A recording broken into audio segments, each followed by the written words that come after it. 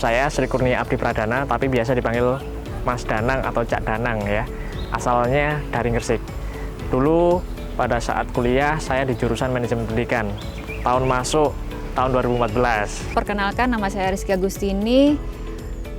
Biasa teman-teman memanggil saya Kiki, dan saya alumni Teknik Elektro tahun 2015.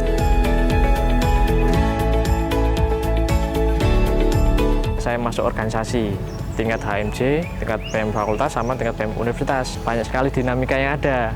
Sampai akhirnya selesai di BEM, akhirnya saya mengikuti berbagai kegiatan perlombaan. Pada saat itu, tahun 2018 kan terakhir saya ikut BEM, tahun 2019 saya terjun ke dunia startup. Karena pada saat itu saya memikirkan setelah jadi aktivis, ya kan, yang sering ke jalan, terus sering aksi, sering menyampaikan aspirasi, akhirnya saya harus cari dunia yang baru, yaitu menyampaikan aspirasi, menyampaikan gagasan melalui sebuah inovasi. Kesibukanku emang benar-benar selain di luar kampus, itu kesibukannya juga di volunteer. Kenapa di dunia volunteer? Volunteer juga ini merupakan salah satu organisasi yang saya rintis bersama teman-teman saya saat SMA, saat dimana teman-teman SMA itu, anak-anak SMA pastinya cuman suka jalan aja, ngabisin uang orang tua tanpa berpikir uang ini bisa lebih bermanfaat daripada jalan-jalan. Maka dari itu saat itu saya dan teman-teman berpikir kita harus jalan-jalan sambil menyebar kebaikan. Nah, jadilah di situ kita membuat sebuah organisasi volunteer, yakni yang kita beri nama Senyum Desa Indonesia.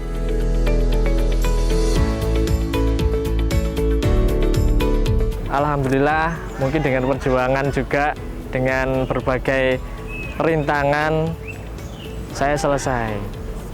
Bahkan saya banyak yang mengira bahwa saya nggak selesai kuliah, gitu ya.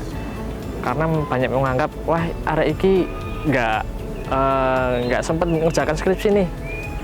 Padahal di situ saya mencari-cari ya, saya mencari-cari celah, saya mengerjakan skripsi, kemudian karena skripsi kalau menurut saya sih butuh ketenangan juga kalau mau mengerjakan, ya kan, semuanya juga pasti seperti itu.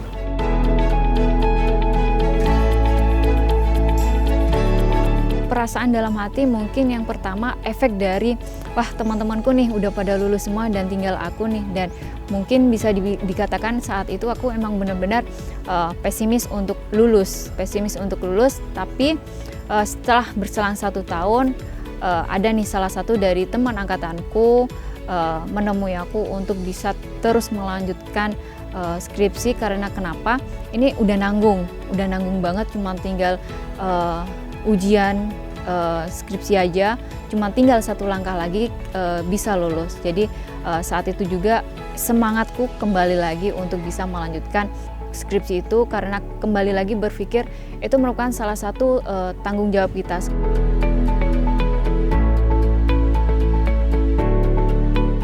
Kita harus membedakan antara keperluan kuliah, kemudian keperluan di luar kuliah, semacam kayak pengembangan soft skill, pengembangan kompetensi, itu juga perlu dipikirkan oleh semua mahasiswa. Saya juga seperti itu. Kemarin saya mengikuti beberapa akademi trainer, kemudian mengikuti beberapa sekolah non formal. Tujuannya apa? Mematangkan kompetensi, mematangkan soft skill. Karena kalau kita hanya kuliah di kelas, kuliah yang berbau akademisi saja, itu menurut saya kurang ya. Belum cukup kalau kita mau terjun ke masyarakat.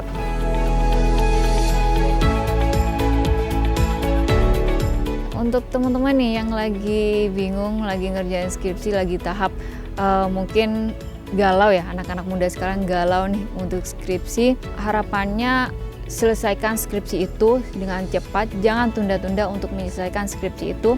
Karena kenapa? Seperti yang pengalaman saya, saat skripsi Anda tidak selesai dan salah satu tanggung jawab yang paling berat itu yakni skripsi yang diberikan oleh orang tua, pendidikan dari orang tua. Saat skripsi itu tidak selesai, maka pintu-pintu masa depan kalian itu tidak akan terbuka dengan mulus. Maka dari itu selesaikan skripsi itu dulu, dan insya Allah pintu-pintu masa depan, cita-cita kalian ke depannya itu akan terbuka dengan mulus.